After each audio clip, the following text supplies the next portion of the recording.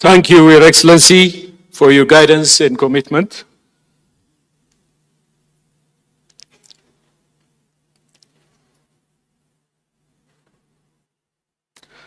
Excellencies, ladies and gentlemen,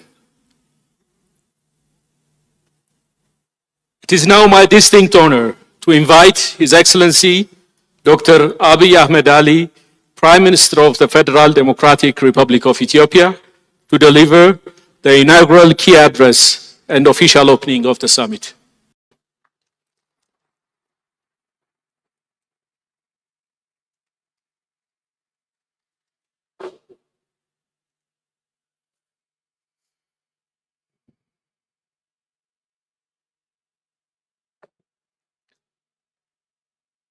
Your Excellencies, heads of state and government, distinguished ministers, ambassadors, invited guests, ladies and gentlemen. Welcome to Ethiopia, a land of natural wonders where human history began. From rain-holding highlands to vast savannas, where human history originated, and arid plains, our landscapes are breathtaking. They are the foundation of our existence. Our communities have long known that caring for the land is caring for the life. As we open the Second African Climate Summit here in Addis Ababa, I extend my deepest gratitude to President William Ruto and the government of Kenya. Their leadership at the inaugural summit in Nairobi was the catalyst for a common African voice on climate. Today, we build on that momentum. Excellencies, too often, Africa's story at climate summits begins with what we lack.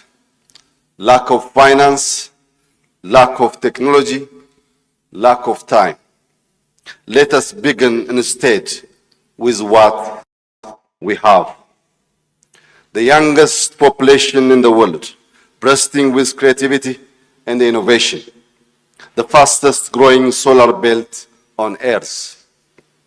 The planet's last carbon vaults in our forests, wetlands, and coasts. Vast arable land that can feed a growing continent and beyond. Rich deposits of critical minerals for green technologies. Renewable energy from sun, wind, water, and geothermal. And a tradition of resilience and innovation built over millennia. Excellencies, we're not here to negotiate our survival. We're here to design the world's next climate economy. If we make the right choices now, Africa can be the first continent to industrialize without destroying its ecosystems. An economy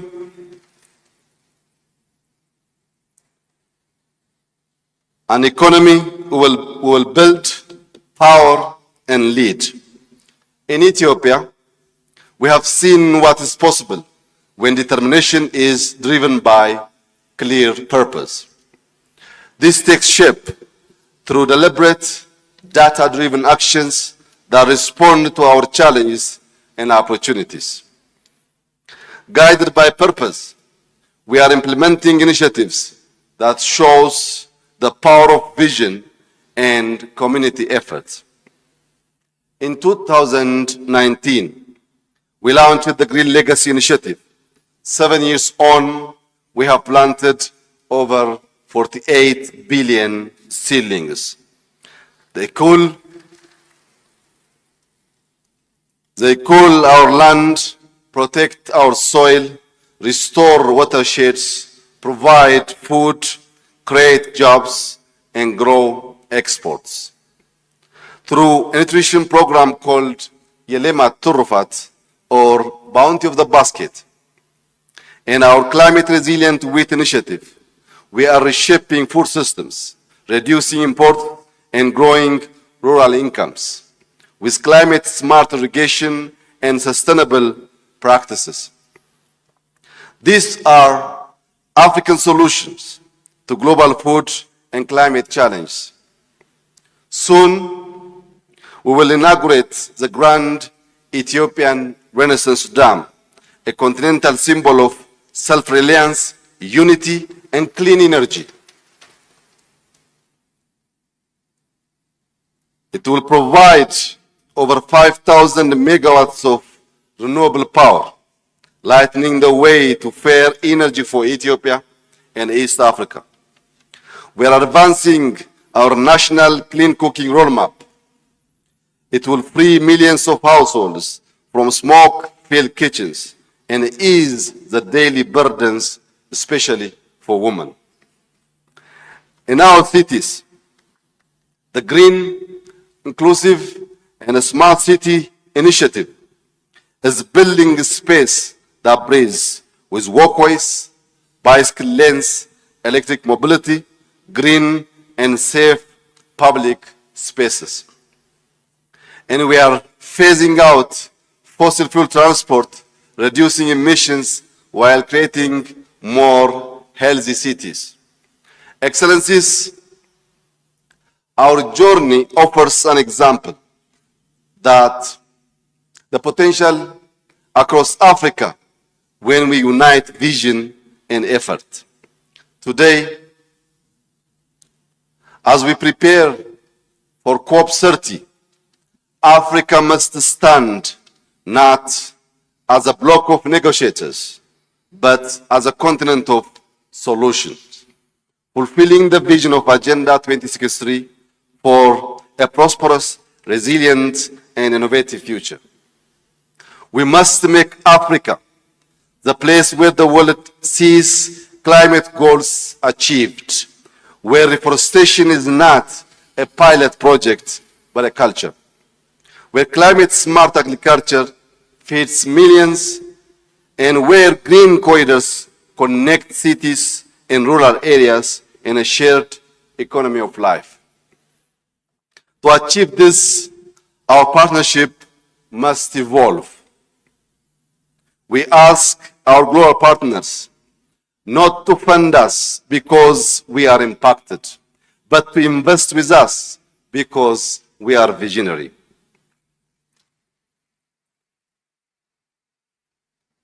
To turn vision into reality, I propose the launch of an African Climate Innovation Compact, a bold continental-wide partnership uniting our universities, research institutions, startups, rural communities, and innovators.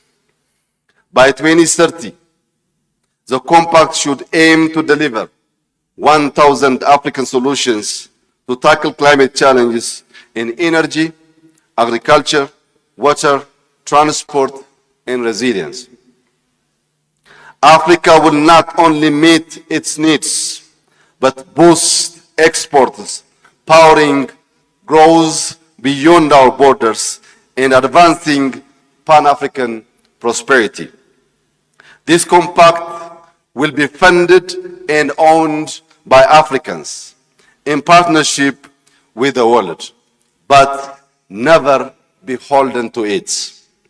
We will also claim climate data sovereignty, mapping our own forests, measuring our own carbon, and pricing our own ecosystems. Climate data is not just science, it is the new currency of power. It is time to replace climate aid with climate investment. The returns will be measured in avoided emissions, millions of jobs, enhanced food security, stabilized regions, and a more resilient global climate. Africa did not cause this crisis.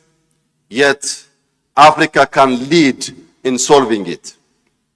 We have the solutions to restore degraded land, to capture carbon, to produce green and clean power. We know what needs to be done. Now is the time to scale what works. Now is the time to accelerate our collective action. This is not charity. It is the most strategic investment humanity can make. When Africa's land heals, when our rivers run clean, and our air is fresh, Africa wins, and the whole world breathes easier. We are the first African generation with the means to heal what was broken, and the last with the time to do it. That's why Ethiopia is proud to present its candidacy to host COP32 in 2027.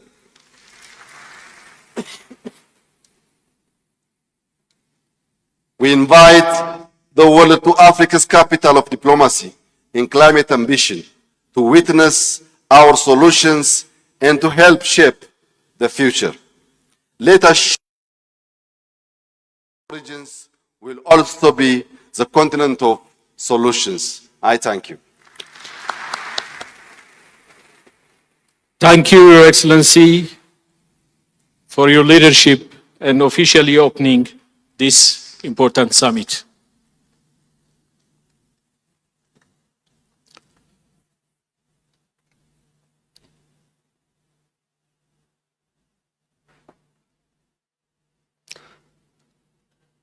We now invite you to turn your attention to the screen for a short opening video presentation.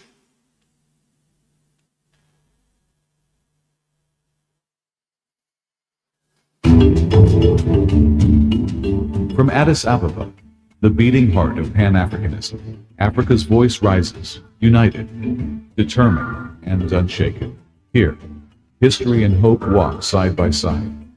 Here, the spirit of our ancestors meets the dreams of our children.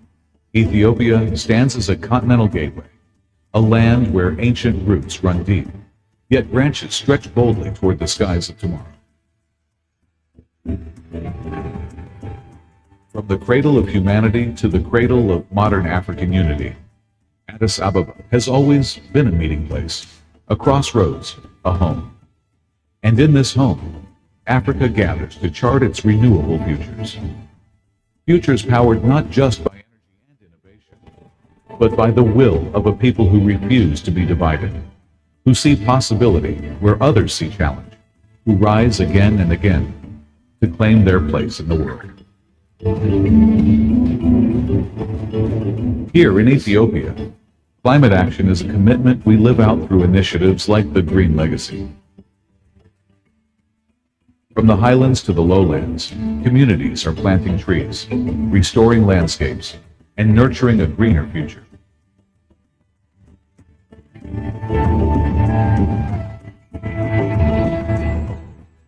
Ethiopia is leading the way, balancing growth and responsibility, showing how targeted action can make a real difference through strategic planning and local engagement, demonstrating that climate solutions are achievable, practical, and rooted in its unique landscapes and traditions. This vision is not confined to policy papers or negotiation halls. It is alive in the hands of farmers who adopt sustainable practices. It is alive in the engineers building renewable energy projects that light homes and power industries. It is alive in the youth, innovators, and entrepreneurs who see climate action as opportunity. From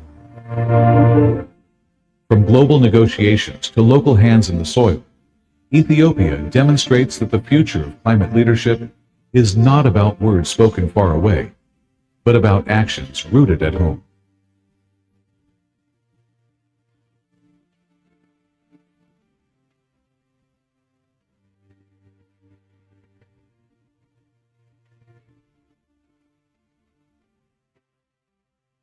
And from here, those actions ripple outward, inspiring Africa and the world. Here, every effort echoes the belief that Africa's strength lies in resilience, and that a green economy is already taking shape.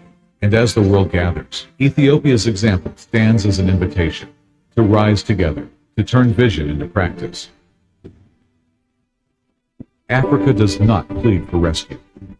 Africa rises with solutions grown from our soils, shaped by our people and strengthened by our unity. Ethiopia stands at the center of this rise, a gateway where Pan-African voices converge, a bridge between heritage and hope, a nation proving that homegrown solutions can echo far beyond our borders.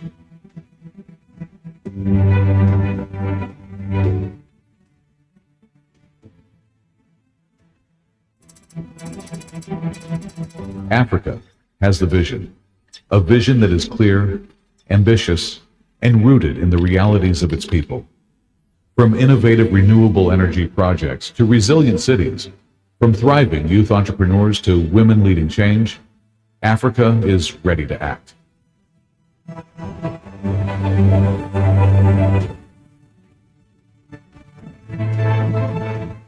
Africa has the vision. What it seeks is fair access. Finance must match ambition. Investment must be purposeful, directed, and equitable. Resources should empower, not delay. They should unlock potential, not impose limits.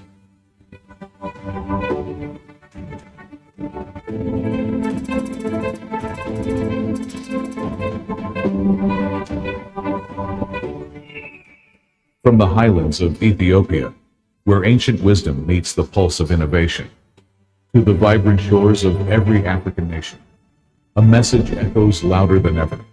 The future is African. It rises in the voices of our youth, in the resilience of our communities, and in the bold steps we take toward climate justice and sustainable growth. This summit is a gathering of visionaries, of leaders, of dreamers who dare to shape tomorrow.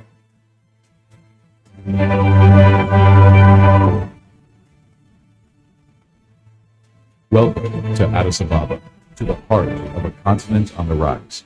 Welcome to the second Africa Climate Summit. Thank you for that powerful visual message.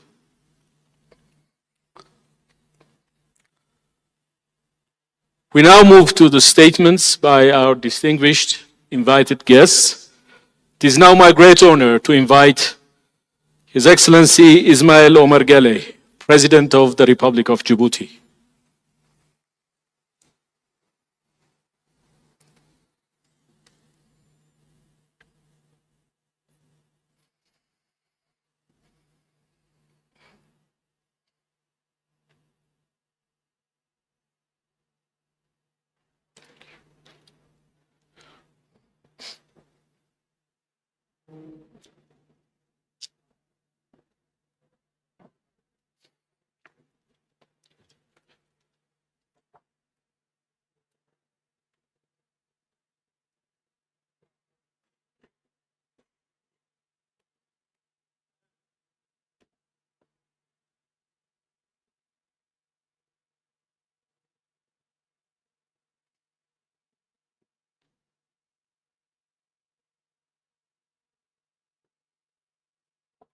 بسم الله الرحمن الرحيم.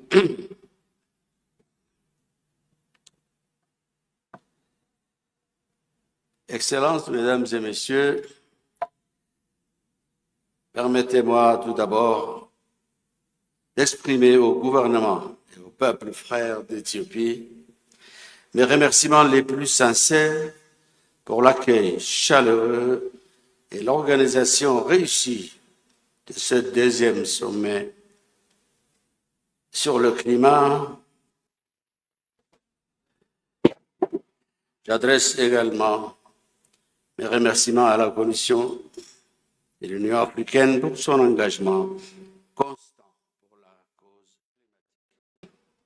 Excellences, Mesdames et Messieurs, depuis quelque temps déjà, l'urgence climatique est devenue une préoccupation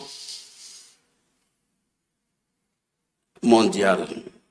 Aujourd'hui, le réchauffement climatique s'impose à nous comme une évidence, mais aussi comme un défi énorme à relever.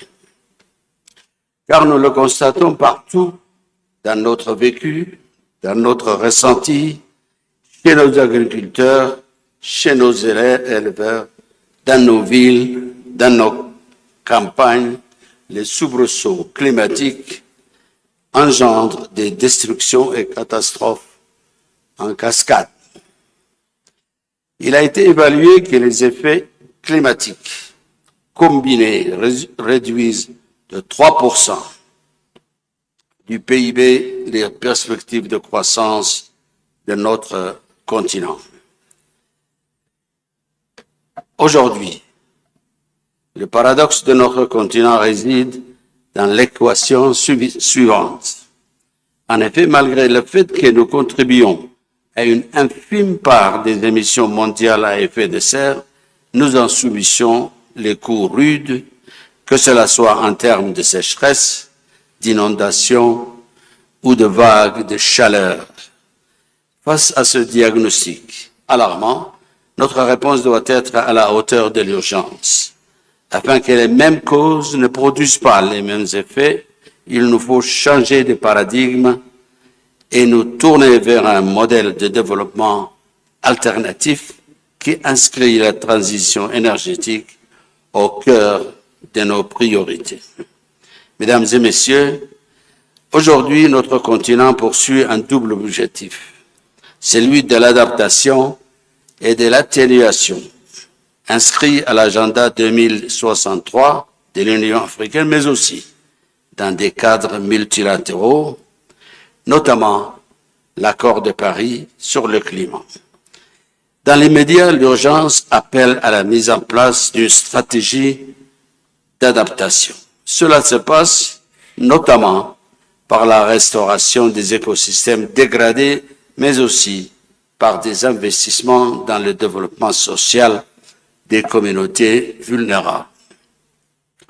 À ce propos, je voudrais partager avec vous l'expertise de mon pays avec la mise en place de la Sovereign Carbon Agency. En effet, depuis 2 ans déjà, l'agence collecte les contributions carbone basées sur le principe pollueur-payeur et les transforme en projets d'adaptation pour les communautés impactées par le réchauffement climatique.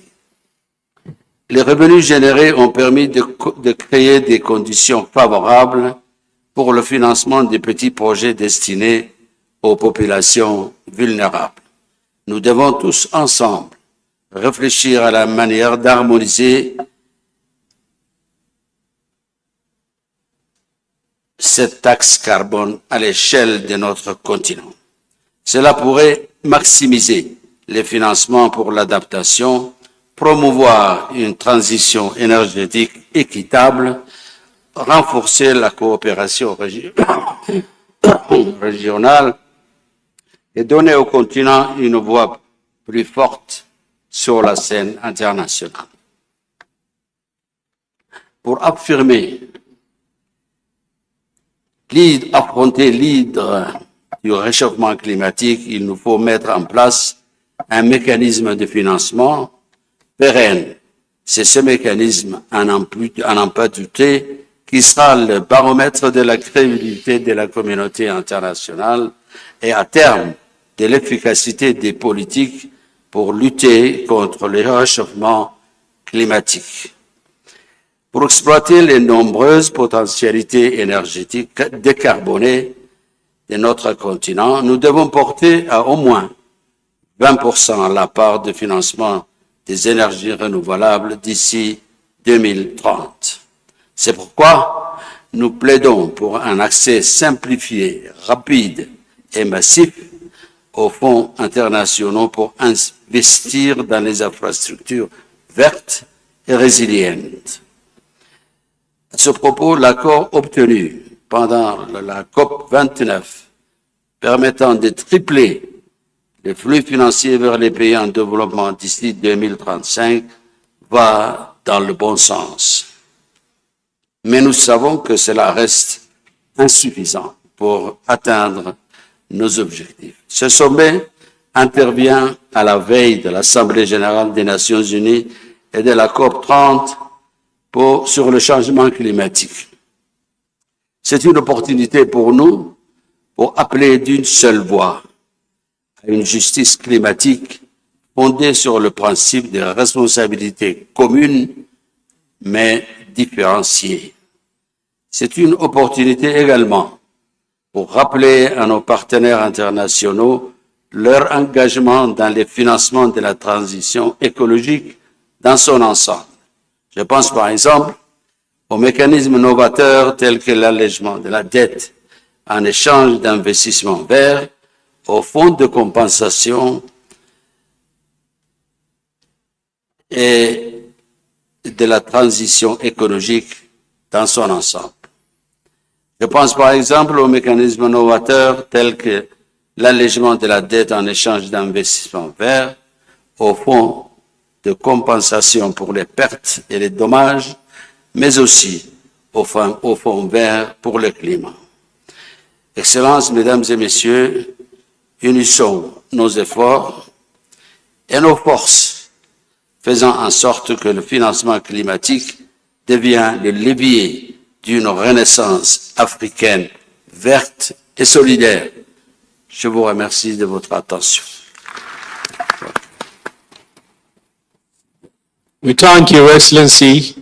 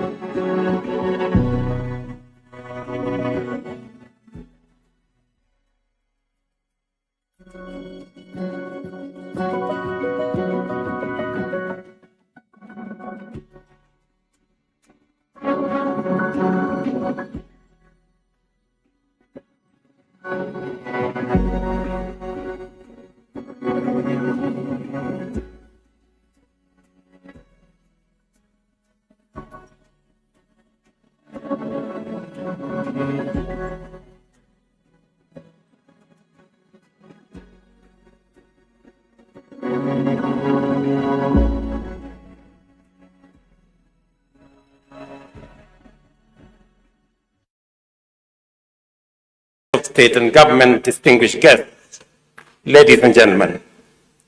It is a privilege to gather here in Addis Ababa, a city that has often been the stage of Africa's unity, and that today reminds us of the strength of our collective purpose. I thank Ethiopia for its generosity in hosting us and for carrying forward the spirit of Nairobi into this second Africa Climate Summit. 2 years ago, I had the honor of welcoming you to the inaugural Africa Climate Summit in Nairobi. Then, we looked ahead to a future of possibility, of global collaboration and resilient prosperity and inclusive growth for Africa. In Nairobi, we introduced a bold new perspective of Africa as a continent of opportunity and source of solution, not just a victim. We framed climate action not as a burden, but as a driver of economic growth, transformation, and job creation for African communities. Together, we adopted climate-positive growth as our development paradigm. In doing so, the Nairobi Declaration established Africa not only as a partner, but as a power in the emerging global order. 2 years later, we have come a long way. Our potential is recognized, our voice is heard, and our solutions are being deployed. From green infrastructure and climate-smart agriculture to landscape restoration, waste management, and even cutting-edge technologies like direct air capture. Across the continent, African entrepreneurs and communities are innovating and building resilience from the ground up. Yet, while progress has been made, the world around us is changing fast. Global interconnectedness is deepening, but so too is the temptation to retreat into narrow self-interest, transactional partnerships, and short-term gains. Too often, commitments are broken and international solidarity is dismissed as weakness, precisely when the scale of climate crisis demands enhanced cooperation, not less. The truth is undeniable. No nation can solve this crisis alone. Only through bold, united, and sustained collaboration can we avert climate catastrophe. Isolation is not a winning strategy. It is courting failure. Acting alone, we will squander time, waste resources, and forfeit the future. These realities compel us to remain steadfast in building a modern, green, and inclusive industrial base here at home to secure Africa's rightful place in the global economy and to foster the solidarity needed to confront climate change. Ethiopia, as a host of this summit, has rightly placed the emphasis on implementation and finance, moving from vision to action. Realizing our vision of climate-positive growth requires action on two fronts. Africa must exercise its agency decisively, urgently, and coherently. And the international system must dismantle the structural barriers that continue to hold the continent back. Both demand deeper collaboration. Africa is already stepping up, nationally, regionally, and internationally. We are putting in place policies that attract investment, reward innovation, and ensure fair value for our resources. Increasingly, we present a united African voice in global discussions. We are also bridging previously siloed debates, including linking debt, fiscal space, nature, and climate to craft systemic and coordinated solutions. We have strengthened our institutions and regional mechanisms, from the Alliance of African Multilateral Financial Institutions, and I see TDB, Afri-Exim, and other African institutions in our midst, while also enhancing the place for African Credit Rating Agency, and also advancing ACFTA through the Africa Green Industrialization Initiative. By linking this initiative with the accelerated partnership of renewables in Africa, we ensure that investment drives progress in both energy and industry. The twin engines of our modern Africa economy built on abundant clean power. Still more, ladies and gentlemen, must be done, including deepening fiscal discipline, accelerating trade integration, mobilizing African institutions' capital, investing in knowledge, and improving governance. These are the foundations of resilience. The Nairobi Declaration is a political compact. Africa must lead in advancing this agenda, while international players have the responsibility and the self-interest to support it. Success will depend on both sides. Africa delivering at home and the global system opening space where Africa's climate, business, and development goals converge. This requires lowering the cost of capital through reforms at the global financial institutions, expanding concessional flows, mobilizing private investments at scale, integrating climate into lending, and tackling currency and debt risks. It means reforming trade and subsidy regimes and opening global markets to Africa's value-added goods and solutions, from climate-smart agriculture and green industrial products to carbon credits. Yet today, climate action risks being sidelined as national security and short-term interests drive transactional approaches to trade and investment. Development assistance is shrinking. While this strengthens our resolve to design, finance, and drive our own future, it also reflects a world where too many assume that for some to win, others must lose. It has never been more urgent for Africa to stand together and demonstrate that collaboration delivers prosperity and peace for all of us. Our economies, our weather systems, and our very survival are interconnected. We must focus on win-win solutions because they do exist and they are firmly within reach. That is why we are here, to celebrate our achievements since the first Africa Climate Summit in Nairobi, confront challenges with unity, hold ourselves accountable, and inspire one another to greater action. We captured that spirit in the report we released today. We called it, and I quote, Africa's Journey of Climate Action and Partnership, to reflect that our climate summits are not events, but part of a journey towards a climate-safe future, a destination that is certain, but only if we journey together. There are copies of this summation available in this summit. This journey, ladies and gentlemen, also includes our global partners, who must be held accountable not only to us, but to the future of humanity. From this Addis Ababa, home of humanity, our ancestors ventured into the world. Today, from this same home, let us offer transformative solutions to preserve the human family.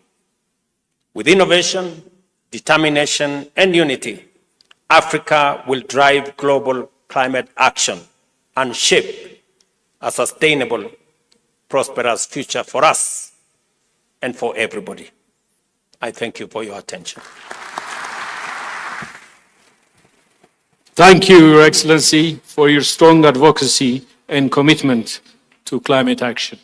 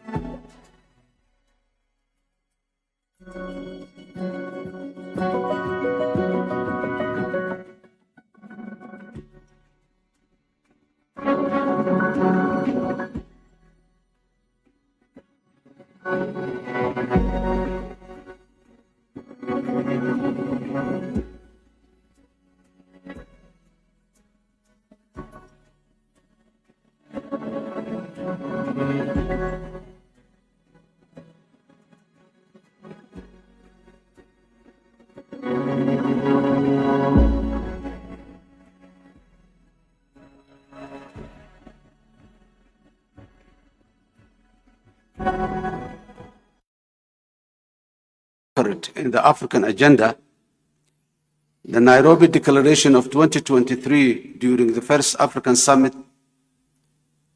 Climate Summit set a continental course to expand Africa's renewable generation to 300 gigawatts by 2030.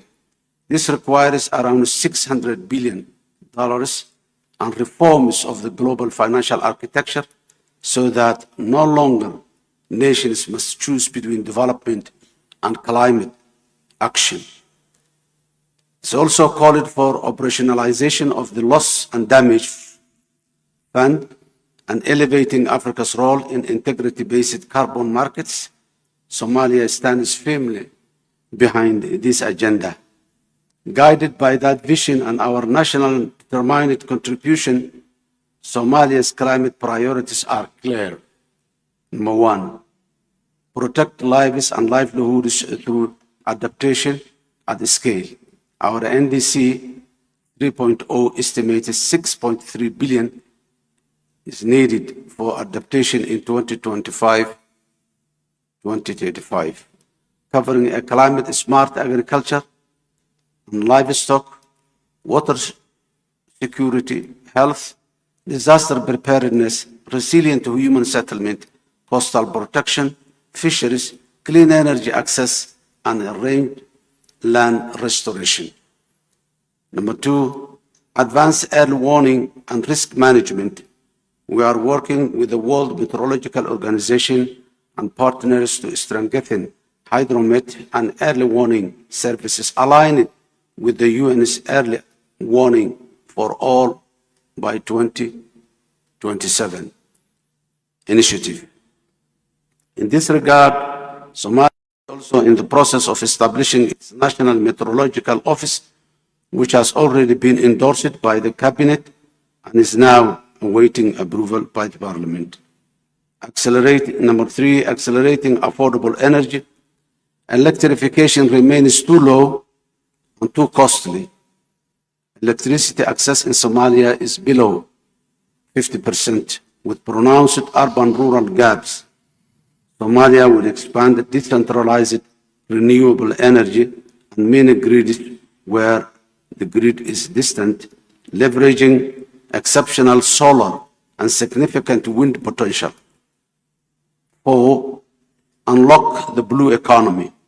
Sustainable fisheries can boost livelihoods through investment in coastal resiliency, cold chain infrastructure, and habitat restoration, ensuring food security, economic growth, and stronger climate adaptation for coastal communities. 5. Curb deforestation and charcoal. We are committed to enforcing the UN Security Council ban on Somali charcoal exports and providing viable clean energy alternative and greening programs in the country where we lost forests due to charcoal.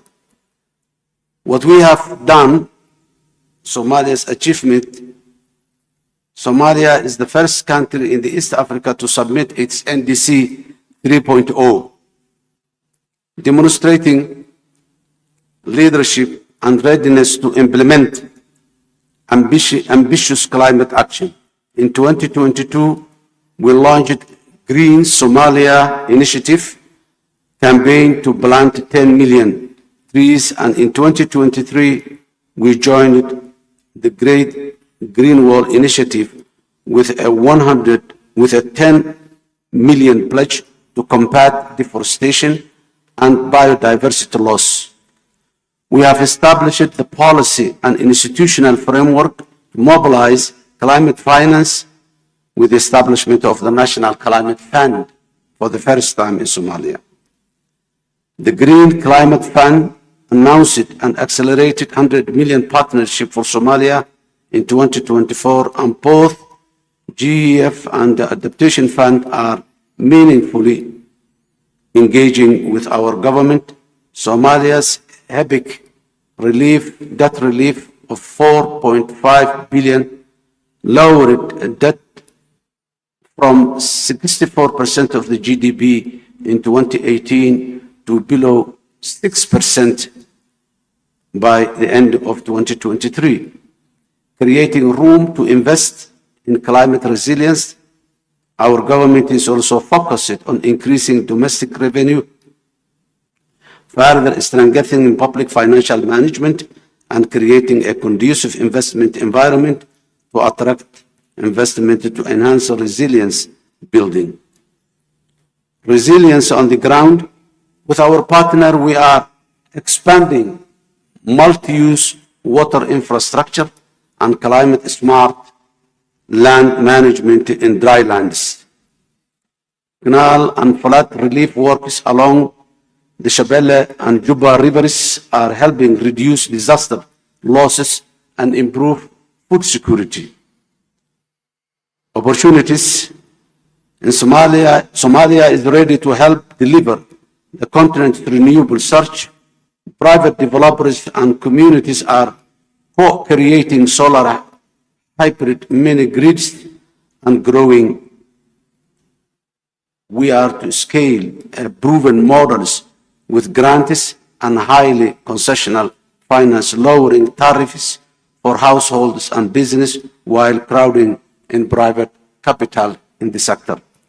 Our blue economy can be a resilience engine, sustainable fisheries, restored mangroves and shorelines, and climate-smart coastal infrastructure, if supported by targeted affordable finance and ocean climate partnership referenced in the Nairobi Declaration. In our people, farmers, pastoralists, fishing community, women and youth are already leading solutions. Africa-made innovation is taking root across Somalia. Our task is to scale what works for us and for the continent. Our call, Africa's common position is, number one, to deliver finance at the right scale and on the right terms.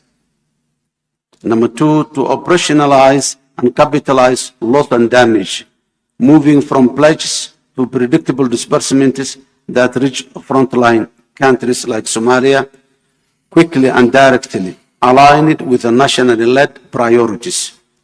Number 3, back adaptation at scale to scale up investment in resilient agriculture, water security, and nature-based solutions, ensuring adaptation finance flows directly to vulnerable communities and support nationally defined resilience priorities. Our commitment, Somalia reaffirms its conditional NDC target to reduce emission by 34 below business as usual by 2035, while placing adaptation, protecting lives, food systems, water health, and infrastructure at the center of our development pathway. We will continue integrating climate risk in every sector policy, scaling locally led solutions, and building strong institutions for delivery. Mr. Chair, Excellencies, Africa's case is compelling and just. Decarbonizing the global economy is inseparable from delivering development in Africa. Let Addis Ababa be remembered as the moment we moved from declarations to delivery together. I thank you. Thank you, Excellency.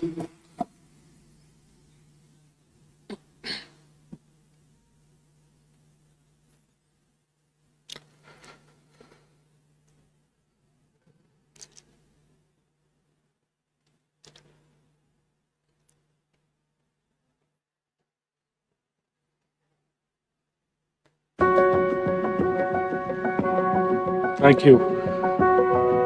I have the honor to invite His Excellency Ibrahim Gali, President of the Sahrawi Arab Democratic Republic, to make his statement.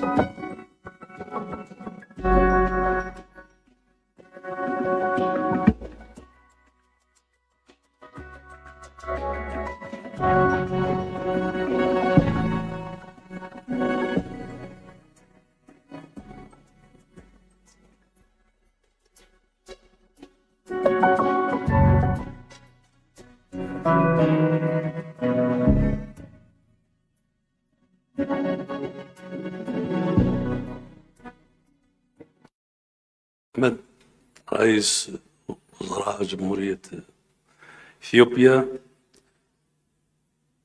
أصحاب الفخامة والمعالي والسعادة، السيد رئيس المفوضية الاتحاد الإفريقي، السادة والسيدات الحضور، يسعدني مرة أخرى أن أعبر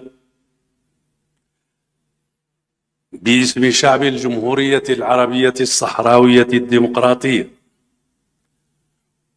وحكومتها عن بالغ الامتنان والتقدير لجمهورية إثيوبيا الفيدرالية الديمقراطية على حسن الاستقبال وكرم الضيافة والتنظيم المتميز لهذه القمة، قمة المناخ الثانية. كما أخص بالشكر الاتحاد الإفريقي على جهوده المتواصلة في تعزيز العمل المناخي المشترك وإنجاح هذه القمة التي تأتي امتدادا لقمة نيروبي التاريخية. إن انعقاد هذه القمة يمثل محطة مهمة في مسار إفريقيا نحو العدالة المناخية والتنمية المستدامة. فالقارة الإفريقية رغم مساهمتها الضئيلة في الانبعاثات العالمية تظل الأكثر تضرراً من آثار التغيير المناخي، مما يستدعي منا جميعا توحيد الجهود لضمان استفادة عادلة من الموارد المخصصة لمواجهة هذه التحديات عبر آليات تمويل منصفة وشفافة.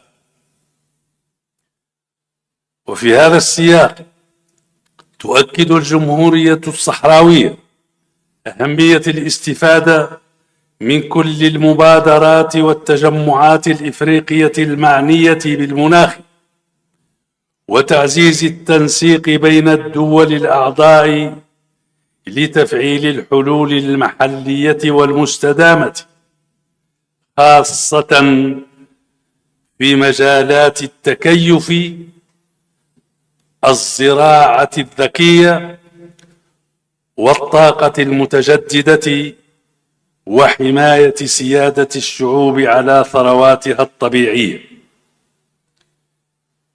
إن بلادنا تواجه تحديات بيئية جسيمة. إن بلادنا تواجه تحديات بيئية جسيمة،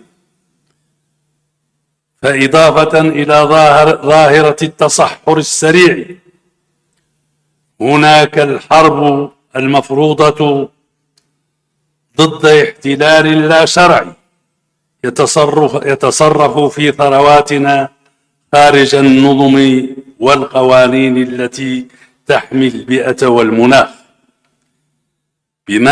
بما في ذلك عبر زرع ملايين الألغام على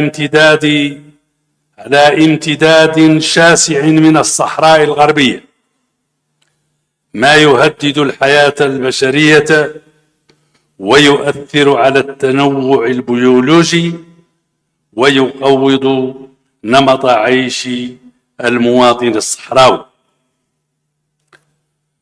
وتزداد هذه التحديات تعقيدا في ظل ظروف اللجوء التي تضاعف هشاشة النظم البيئية وتحد من قدرة الدولة على الاستجابة الفعالة.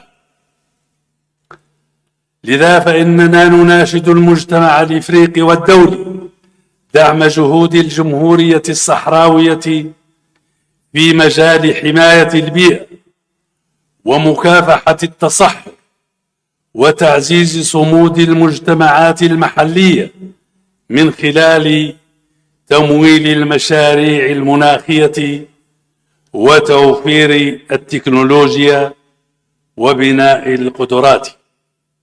ختاما، نؤكد التزامنا الكامل بمخرجات هذه القمة وبدعم المبادرات الرامية إلى بناء إفريقيا خضراء عادلة ومزدهرة. وشكرا، والسلام عليكم ورحمة الله. Thank you, Excellency.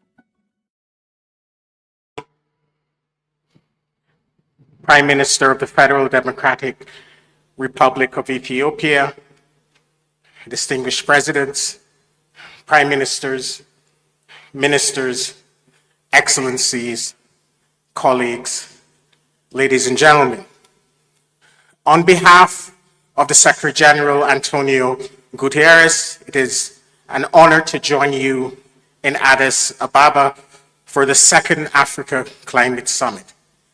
I thank the government of Ethiopia and the African Union for convening us at such a critical time. We gather at a moment of global turmoil and uncertainty. Poverty eradication has